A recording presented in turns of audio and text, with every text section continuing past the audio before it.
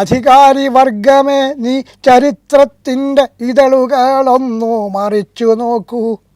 അതിരറ്റ മർദ്ദകാഹന്തകൾ ചാമ്പലായി പുകയുന്ന ചിതകൾ ചികഞ്ഞു നോക്കൂ.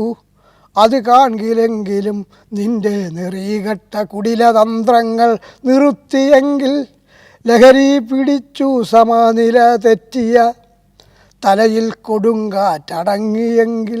അതെങ്ങനെയാണ് സെൻസർഷിപ്പ് നിന്ന് രക്ഷപ്പെട്ടു എന്ന് എനിക്ക് തോന്നുന്നത്. സെൻസർഷിപ്പ് ഉണ്ടായിരുന്നെങ്കിൽ ആ കവിത ഒരിക്കലും പ്രസിദ്ധീകരിക്കാൻ കഴിയുമായിരുന്നില്ല. അപ്പോൾ ഞാനന്ന് ചന്ദ്രൂർ ഗവൺമെൻറ് ഹൈസ്കൂളിൽ അധ്യാപകനാണ്. ഞാൻ ക്ലാസ് എടുത്തുകൊണ്ടിരിക്കുമ്പോൾ പെട്ടെന്ന് ഹെഡ് മാസ്റ്റർ എന്നെ ഓഫീസ് റൂമിലേക്ക് വിളിപ്പിക്കുകയാണ്. ഞാൻ ചെന്നപ്പോൾ ഒരു സബ് ഇൻസ്പെക്ടറും 3-4 പോലീസുകാരും ഒക്കെ അവിടെ നിൽക്കുന്നു. യൂണിഫോമിലാണോ? ആ,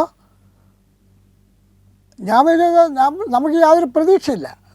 പെട്ടെന്ന് എസ് ഐ ചോദിച്ചു, കാണിച്ചു, ഇത് നിങ്ങൾ എഴുതിയാണോ? ഞാൻ പറഞ്ഞു, ഞാൻ എഴുതിയ സാറേ, ഞാൻ എഴുതിയ. എന്നാൽ ഇറങ്ങ, വാ പോകാം.